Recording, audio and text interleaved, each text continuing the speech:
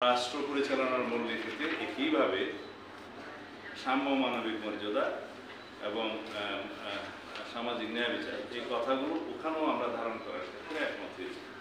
এখানে ওনাদের একটা প্রস্তাব ছিল, যেহেতু ধর্ম নিরপেক্ষতা আমরা রহিত করার জন্য ওনাদেরই প্রস্তাব, সেই ক্ষেত্রে ওনারা পরিষ্কারভাবে কিছু জিনিস এখানে অন্তর্ভুক্ত করতে চান। যেমন বাংলাদেশ একটি বহু জাতি গোষ্ঠী, বহুধর্মী, বহুভাষী, বহু সংস্কৃতির দেশ, যেখানে সকল সম্প্রদায়ের সহাবস্থান ও যথাযথ মর্যাদা নিশ্চিত করা হবে। এটা উল্লেখ করা যায় কিনা সেটাতে আমরা একমত হয়েছি যে উল্লেখ করা যায়, যদি তাতে অসুবিধা না হয়। আর বহুত্ববাদের কথা তো আগেই বলেছি, সেটা আমরা বিপক্ষে। এখন অন্যান্য বিষয় যেগুলো আপনারা জানতে চাইতে পারেন, সেই বিষয়গুলো আমরা যেখানে এক জায়গায় এসেছি, যেমন মৌলিক অধিকার এবং স্বাধীনতা নামে যে চ্যাপ্টারটা ওনারা ইনক্লুড করতে চেয়েছিলেন, আমরা আমাদের প্রস্তাবে বলেছি যে মৌলিক অধিকার শুরু হচ্ছে 26 অনুচ্ছেদ থেকে শুরু করে 47 অনুচ্ছেদ পর্যন্ত আর কি।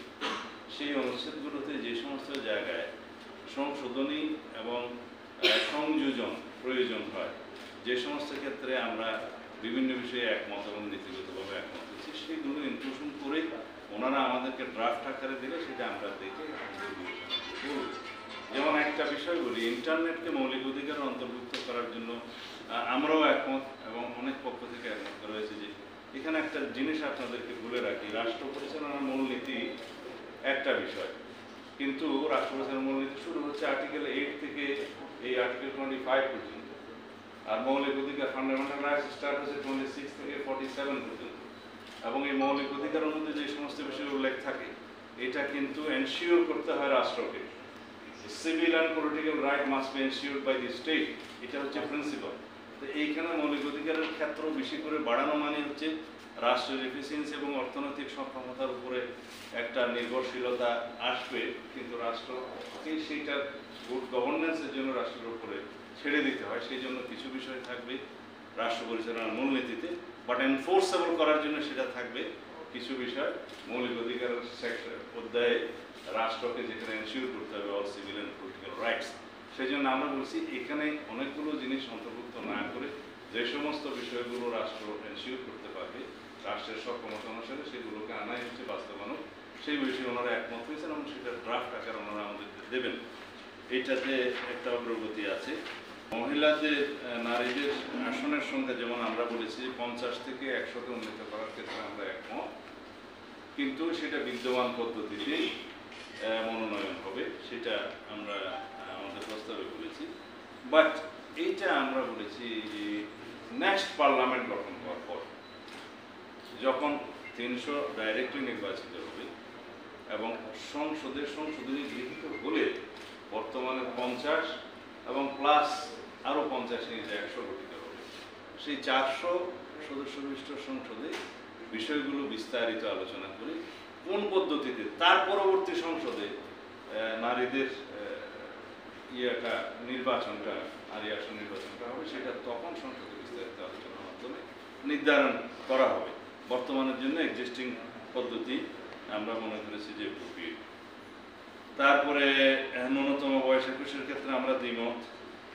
আর প্রাইম মিনিস্টারের ক্ষমতা চেক অ্যান্ড ব্যালেন্স করার জন্য যেটা আর্টিকেল 70-র কথা বলা আছে এবং সংসদের সদস্যদের স্বাধীনতা বাড়ানোর জন্য যে কথাগুলো বলা আছে, এটা বিগত দিনে আমরা আলাপ করেছি, আজকে যদি আবার আলাপ দীর্ঘ হয়ে যাবে।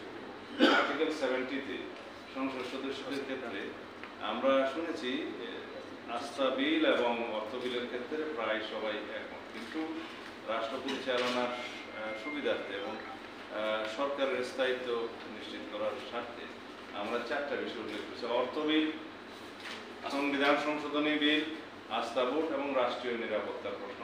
এই 4টা বিষয় বাদে সংসদ সদস্যরা স্বাধীনভাবে তাদের বক্তব্য এবং ভোট প্রদান করতে পারবে, তাদের সংসদ সদস্য পদ বিলুপ্ত হবে না। এখন অন্যান্য স্থায়ী কমিটির বিষয়ে আসছে। স্থায়ী কমিটির চেয়ারম্যান হিসাবে বিরোধী দলীয় সদস্যদের মধ্য থেকে সকলগুলো নিয়োগ করার জন্য যে প্রস্তাব দিয়েছিল, আমরা বলছি এটা বাস্তব নয়। এটা সংসদের প্র্যাকটিসের উপর এবং সংসদ সদস্যদের উপর, সংসদের উপরে ছেড়ে দেওয়া উচিত। তবে আমরা এইভাবেই একমত হয়েছি যে কিছু কিছু সংসদীয় কমিটির, স্থায়ী কমিটির চেয়ারম্যান পদে, যেমন পাবলিক আন্ডারটেকিং কমিটি, তারপর পুলিশ কমিটি বা সরকারি প্রতিষ্ঠান কমিটি, এই জাতীয় কিছু কিছু কমিটি আমরা বিরোধী দলীয় সংসদ সদস্যদের মধ্য থেকে চেয়ারম্যান নির্বাচন করা যায়, এই বিষয়ে আমরা একমত হয়েছি। তবে এই বিষয়ে আরও বিস্তারিত আলোচনার প্রয়োজন হবে। আর এইটা কনস্টিটিউশন আর্টিকেল 76 হচ্ছে সংসদীয় স্থায়ী কমিটিগুলোর বিষয়ে বিস্তারিত বলা আছে। এইটার অনুবলে পার্লামেন্টের রুলস অফ প্রসিডিওরে কিছু সংশোধনী আনতে হবে। সেটা পার্লামেন্টের রুলস অফ প্রসিডিওর সংবিধানের কোনো বিষয় না, সেটা পার্লামেন্টে আলোচনার মধ্যে দিয়ে সেটা করা যায়, সেটা একটা আইন। তো ওইখানে এটা অ্যাডজাস্ট করা যাবে, তবে এটা নেক্সট পার্লামেন্টের বিবেচ্য বিষয়।